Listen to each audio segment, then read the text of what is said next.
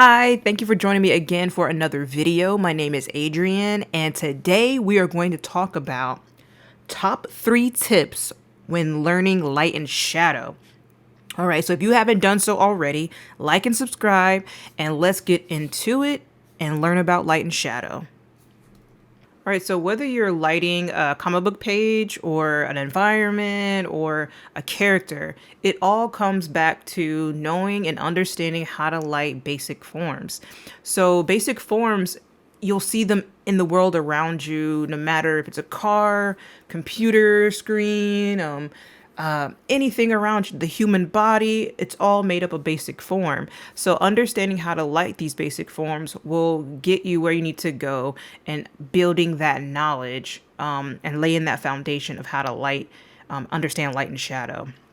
So number one thing you need to understand when working with forms and lighting forms is knowing where your light source is. This is the first question you have to ask yourself when you first get started, because you have to determine what planes are in light and what planes are in shadow. So once you determine that, again, you, the artist, determines where the light source is. Is it above, beneath, from the side? You determine that as the artist. So once you determine that, you then you know what planes are in shadow and what planes are in light. All right, so to demonstrate this, I just used a basic multiply layer and dropped the opacity a little bit. But so once you determine where the light source is, then as you can see, I am just putting the two side planes in shadow because those two planes aren't getting any light at all, right? So the light is coming down, hitting the top plane, and missing the side planes, right? But if you take it a step further, you could argue that the plane number 2 on the left side is getting a little more light than the back plane. The back plane is not getting any light, so we can darken that one step higher. So now you have what looks like a cube, 3 sides getting 3 different amounts of light. So if we look at the cylinder doesn't have hard edges like the cube. So what you'll notice is when the light hits the rounded form, the light rolls and you see the slow progression into the shadow. So based on the angle that we have the light, the top plane is in shadow, and then the back half of the cylinder is in shadow as well. Now you as the artist determines how much light is this cylinder getting, right? So there is no formula of how much it should. It's whatever. It depends on you as the artist determining how strong the light source is, and that's where you place your shadow. But again, because it's rounded, you'll see that the light is hitting the front part of the cylinder and it rolls back into the shadow. Now, because the top plane is close to the light source, it really wouldn't have that third dark layer of shadow that we see on the third plane of the cube. Because, to me, that would be my judgment call as the artist, that I'm not going to put that top piece in shadow like I did the cube. So the same with the sphere. The light source is coming from the top, and because it's a rounded form, the light hits the top of the form and rolls into shadow. And so you get this bottom piece of the sphere in the shadow. And again, you as the artist determines how strong that light source is, and that'll determine how much shadow you'll actually see on the form. So if we look at our example here, this is a character from DX Monsters, and this character is being hit by light from this book.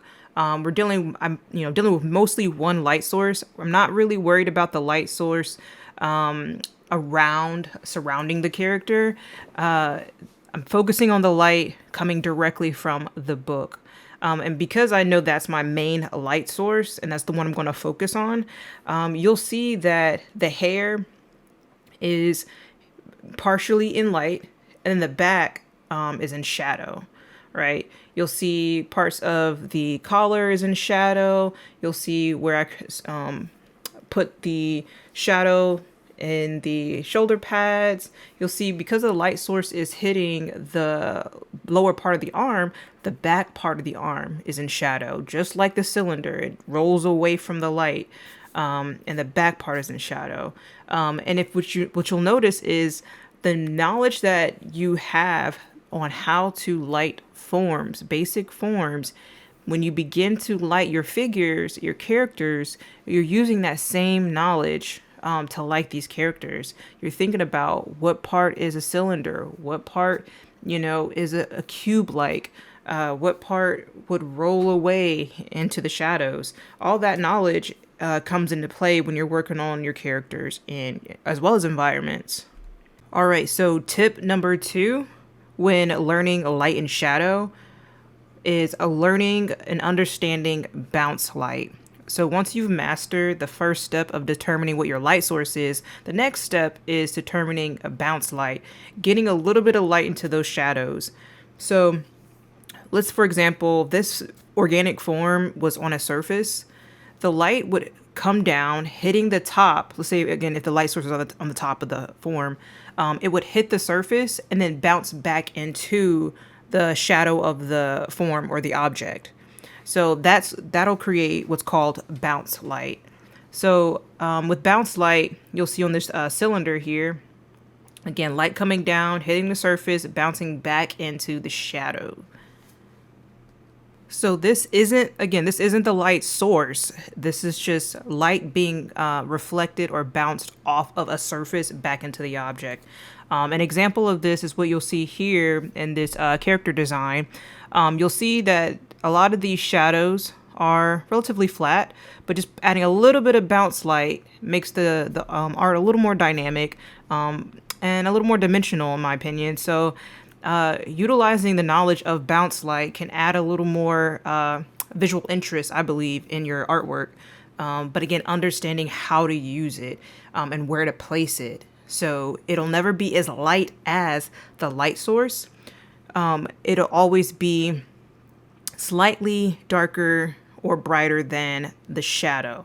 So if you'll look and I would say these areas where I'm circling green here, those are areas where we can add bounce light because those are the shadow areas.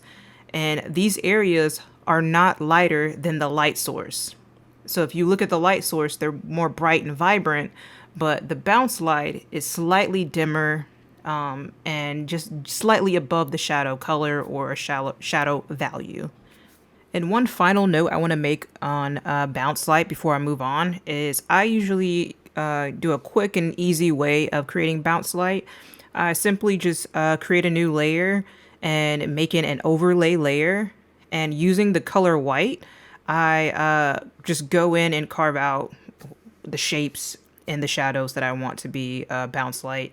So they're just overlay layers. I knock the opacity down to somewhere around 15 to 30%. And that's what you can do to create bounce light. And again, a quick note, my shadows are created by multiply layers. All right, so the third and final tip.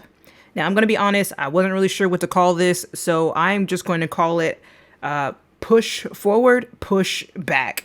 Just in summary, right? Just a quick little note, push forward, push back. But what I mean by that is how to push objects forward and how to push objects backwards. So if you are on a dark surface, then lighter colors usually appear closer to the viewer, right? And lighter colors have the opposite effect. So lighter backgrounds allow darker colors to appear closer to the viewer.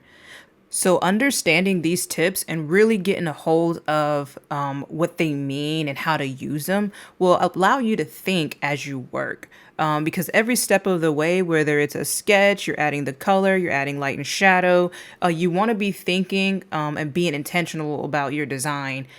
So knowing tips like this will help you to do that and create pieces that have a result closer to what you have in mind. All right, so looking at the final example for today in this video, you can see that I use all the tips that I went over in this video. Again, number 1 being establish where your light source is coming from. Once you decide that, you are off to the races. That is the most important step, is deciding where the light source is coming from. Is it above? Is it from the side? Is it below the figure? Where is it? Because once you determine that, then you have right away your light side and your shadow side. After your shadow side, and determining where that is, then you can go in and add bounce light. You can go in and add some more darker shadows to push pieces of the figure back and then allow the lighter pieces to come forward. You can also add more light to make those lighter areas really come forward off the page. But again, we went over light source, bounce light, and how to push objects forward and back. Again, I hope this was helpful. I really hope this simplified light and shadow for you, because again, it doesn't have to be complicated. Just knowing these three tips alone will help you get started. And then anything beyond this is just bells and whistles, right? You can get a dynamic form, a dynamically lit character or environment by just knowing these three tips. All right. So again, if you have any questions, if you need me to go a little further on any of these topics that I went over today, just let me know in the comments and I'll be able to go over that for you, whether I'll respond in the comments or make an additional video. But again, I hope this was helpful. I hope this brought more understanding to the questions that you've had about light and shadow. Again, if you haven't done so already, like and subscribe, and I will see you in the next video. More than likely, it'll be covering color theory and color theory basics, to be more specific. So again, like and subscribe. I will see you in the next video. Until then, keep drawing.